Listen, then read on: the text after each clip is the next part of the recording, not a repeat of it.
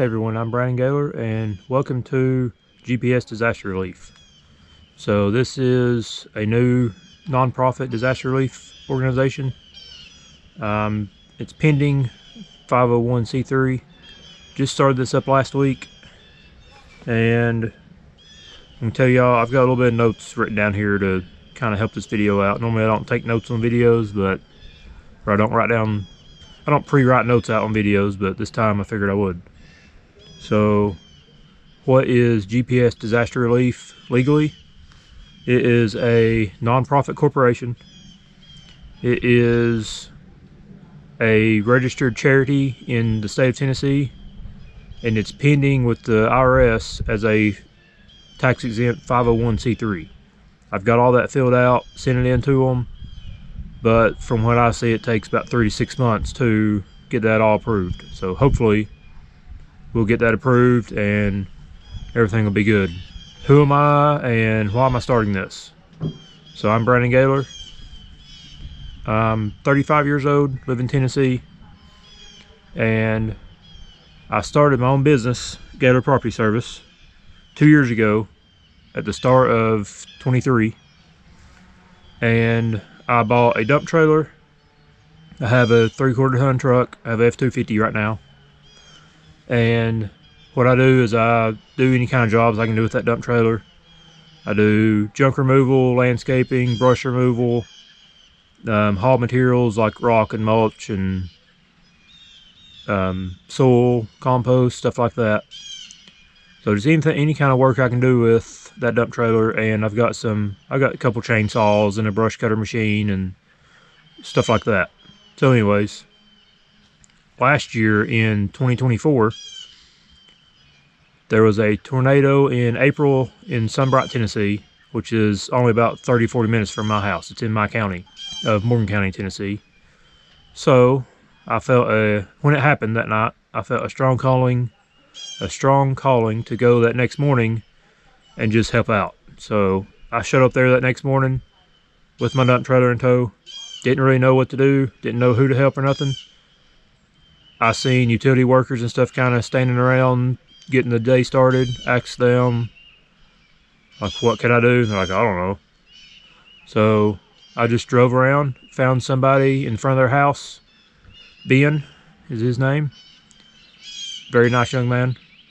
Him and somebody else using a chainsaw cutting up a big tree that fell in front of their house. So I just stopped there, asked them if they could use help cleaning up that tree. So they said sure, and I started loading up all their tree that they were cutting in my dump trailer and hauling it to the landfill. So that's how I got started in disaster relief. Just a dude showing up and helping out with the dump trailer. And that continued the rest of that week. That Saturday, well, during that week I met some pretty awesome people. They're really good friends of mine now, and they're going to be part of this too, I'm pretty sure. But that end of that week, on Saturday, the Sunbright residents, along with some of the local government, like the sheriff's department and the landfill, like waste management, we set up a pretty big community work day.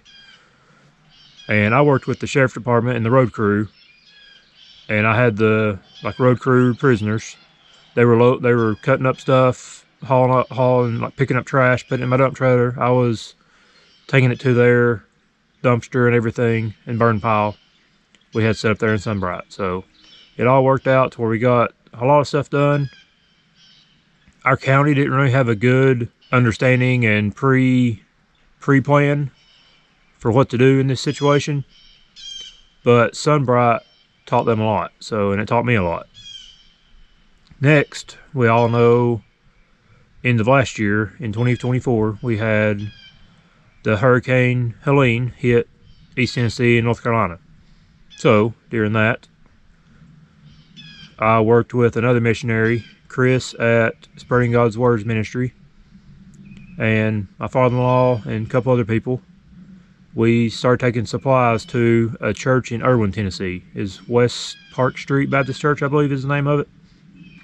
So we started taking supplies there. We brought them pretty much their first load of stuff. including 2 pallets of water, a bunch of clothes, and just disaster buckets, stuff like that. A lot of things Chris had. We got them set up, and we continued bringing them supplies and working with them.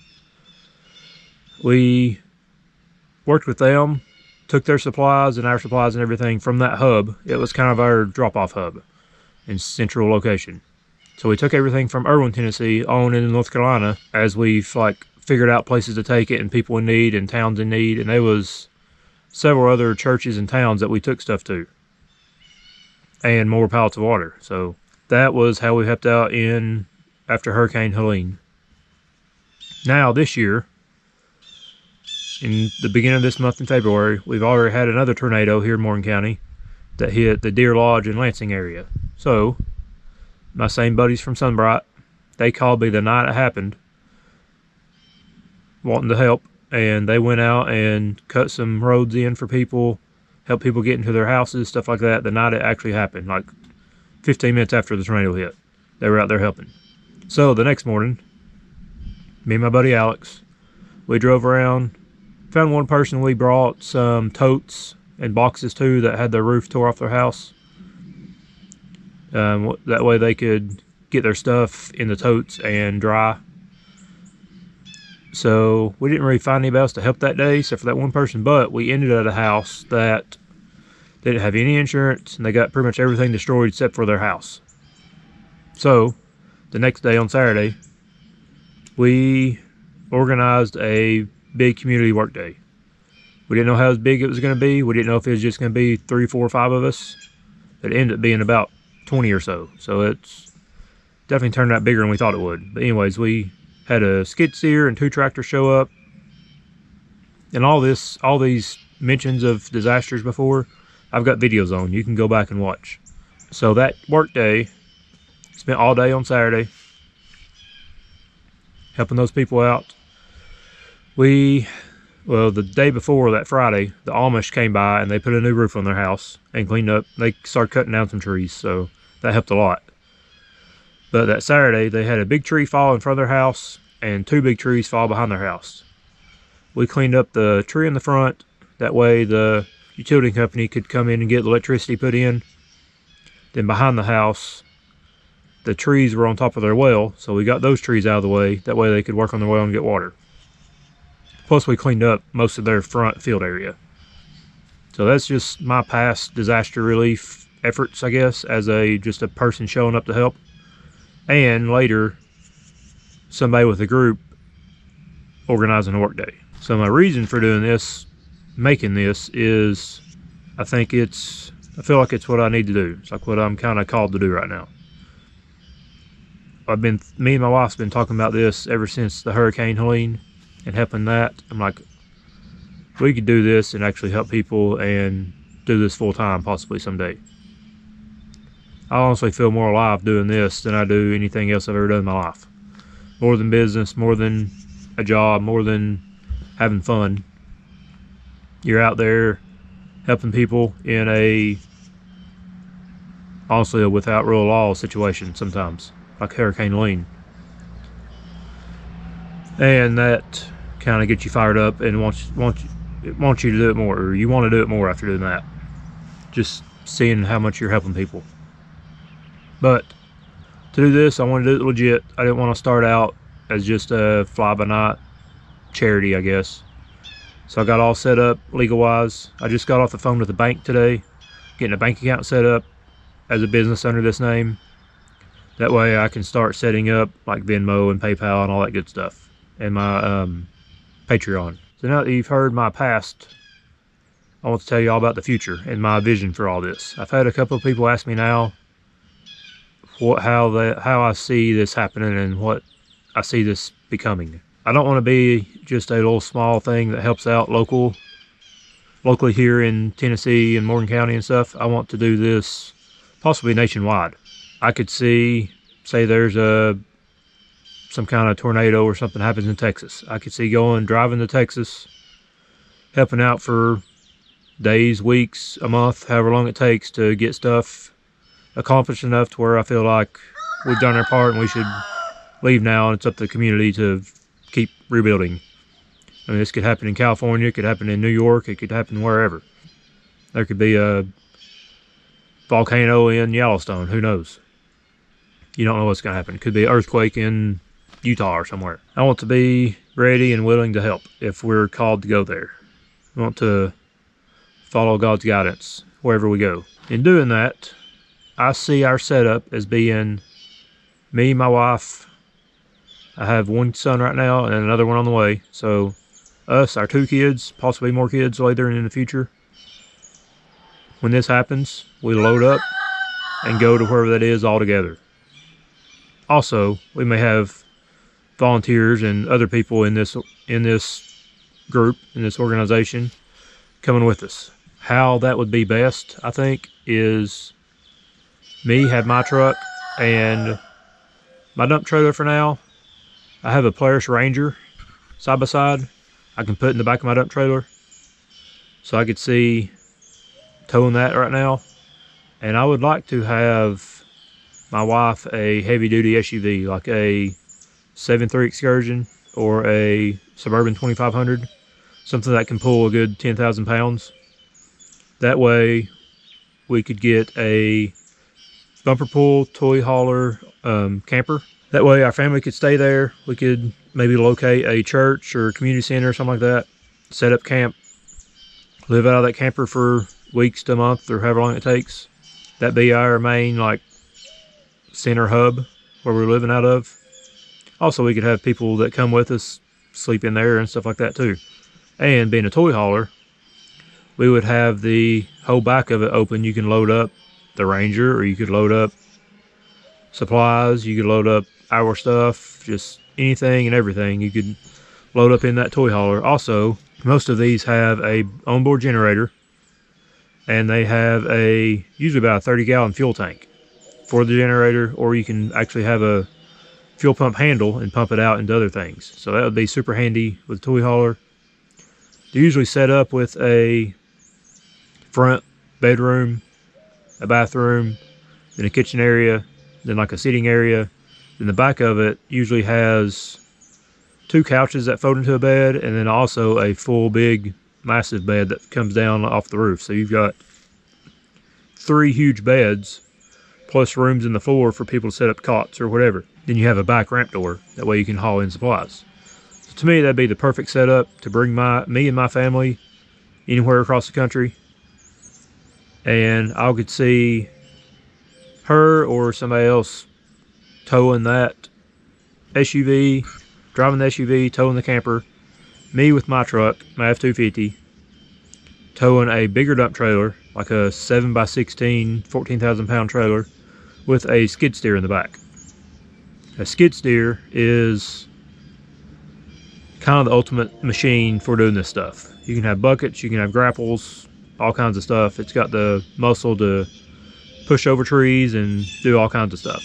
That's something we had at this last work day in Deer Lodge, was a skid steer, and that made a world of difference. So that's the kind of future equipment plans. Plus, we could have other people going with us too with their own trucks and trailers and equipment and stuff like that. Other than that, of course, we need supplies. We need medical supplies, we need tools, we need all kinds of that kind of stuff. All kinds of stuff to live, to camp. Could be sleeping in a tent, who knows. We need all that kind of stuff to go wherever we need to go. And training, I would love to be well trained in medical, like tactical firearm training, search and rescue. Let's see, better at a chainsaw. Like, I can run a chainsaw, anybody can run a chainsaw, but there's a difference between a professional chainsaw person and somebody that's just out there cutting stuff. And communications, I would like to be trained in radios and ham radio and all that kind of stuff. I guess navigation too goes along with this. How to navigate without technology. And also exercise. I would like to be in better shape. That way I can go hike in cases of water or something up a mountain to give to people, something like that. Or carry some hurt person out of a mountain into somewhere they can get medical assistance. So I think that's something personally I'm going to really try hard to do is, or not try, but something I'm going to do now is get training, personal training on all this stuff. You may not think firearms tactical training is in need of this, but if you were in North Carolina like we was, there was people out there looting, and not really looting, but I guess they were stealing supplies from people taking in their supplies to places. And we had plate carrier, I had a chest rig, I had AR, all that good stuff ready to go if that happened. Plus, you may be searching and rescuing and going in people's houses and stuff and seeing if they're okay, or honestly, a recovery mission where you're pulling out deceased people. And that all takes a certain mindset. So if I get well trained on this kind of stuff, I'll know what to do when it actually happens in real life, and which is quite possible doing this. You don't know where you could be going. You could be going back to Katrina. You could be going to New York City. Who knows? You could be going to Chicago. I'd prefer to go to country places, but who knows? Something like this may happen in a city. My lighting's messing with me right now. My sun's peeking over my house, so trying to stay in the shadow. Anyways, I really want to focus on personal training on all this kind of stuff. I really want to learn medical a lot. That's something that can help you in your day-to-day life and save somebody in a car accident or anything. My local community college, Rome State Community College, has a semester-long EMT class, so I may try to do that. I don't know. It's something to look into. So right now my schedule looks like, in the daytime I usually do my business, my Gaylor property service business. In the evenings I work at UPS part-time. I've done that for the past 17 years, right out of high school. And then now, this could possibly become a full-time job, depending on how many times we get deployed and just keeping up with all the supplies and financials and stuff like that. So, we'll see. I think the next thing to go in my life would be UPS, if we can make that happen. If that's what has to happen with making, I would give up that to do this for sure. And I would give up, also I'd give up some of my business to do this more full-time, because this is way more important than anything else I'm doing, besides raising my own family. That comes first. Another plan I have for this is, next door to my house where I'm at right now, I have a piece of property with just a small 2-bedroom, 1-bath house. It's kind of the size of a single wide trailer, but it's an actual house on concrete foundation. And it was a hoarder house, so it's full of junk. And what I want to do is clean it all out, strip it all down, strip all the walls down, drywall, all that good stuff. Make it, board all the windows up, put new doors in, make it secure, and fix up electricity so it has electricity, and use that as a warehouse. That way I can store all of our supplies and things like that in there, ready for when the time is to come to load up and head out. All our stuff will be in there, all organized, all inventoried, so that we know what we have. And also I plan to keep quarterly, if not monthly financial records. That way you all can see what kind of money is in this, where it's coming, where it's going, all that good stuff. That way I've got proof. I'm not trying to just take everybody's money and keep it for myself. So that's definitely a must, is quarterly, if not monthly, financial statements made out to the public.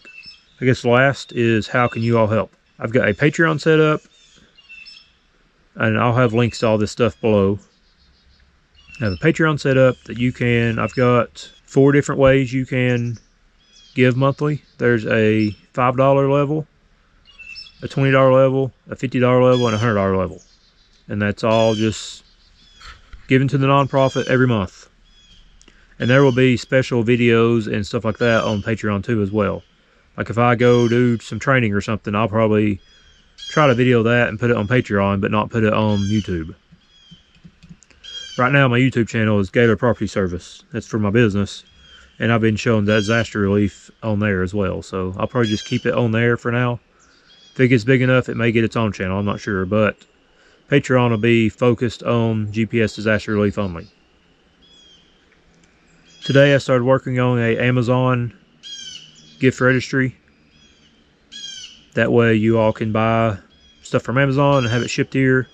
I can store it in the warehouse and have it ready to go when the time arises. I plan to set up PayPal and Venmo as a charity. I just got off the phone with my bank account right now to be set up as a business account for this. And as soon as I get that set up, I can get the PayPal and Venmo set up. And also, as soon as I get approved as a 501c3, your donations will be tax exempt. Like, you can show them on your taxes and take it off your taxes, I guess. Show it as a charitable contribution. May set up a GoFundMe. I don't know exactly how that works and the details of it, but I think that's something that gains a lot of money, is GoFundMes if they take off. So we'll look into that as another way to give. I plan to do events, like set up at local and bigger trade shows and events and stuff like that, and try to just hand out flyers or take donations, stuff like that. Just gain awareness, I guess, for this. And the more people learn about this, the more money we can take in and go more places and do more things and give more stuff, help more people. I plan on having decals and possibly t-shirts, and of course a website built. But I could see selling decals and t-shirts to help fund this, take all the profit from that and put into this. Possibly start a new business called GPS Apparel that sells t-shirts and hats and stuff that maybe have like kind of catchy slogans or catchy sayings on the shirts. Maybe a small GPS logo, something like that. Just try to sell and make some money for this organization. And last but definitely not least is y'all can help by volunteering. Wherever we go, whatever we do, even just organizing stuff or cleaning out this house over here, stuff like that. Doing inventory. We need help from volunteers to do this stuff. It's going to be a lot for just me and my family to do this on our own. We'll definitely I've got a pretty good group of people now that's willing to volunteer. But more always helps too, especially if we go somewhere that's a disaster happened. And if you're local to the area and you didn't get affected, you want to help, you can reach out to us. So that's kind of the gist of my vision for this and where I see this headed.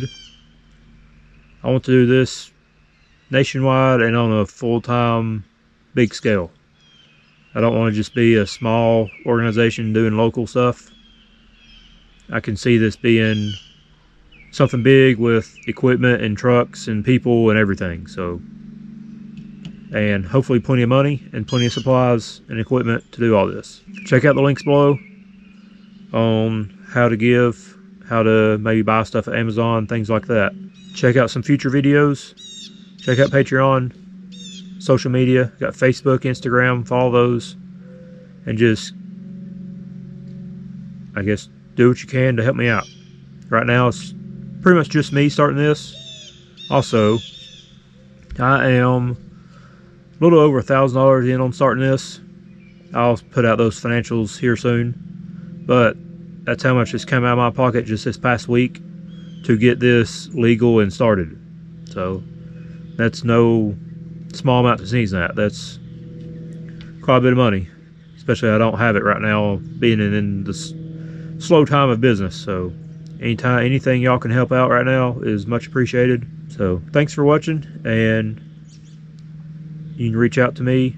My email is brandon@gpsdisaster.com. My phone number is 865-776-1138.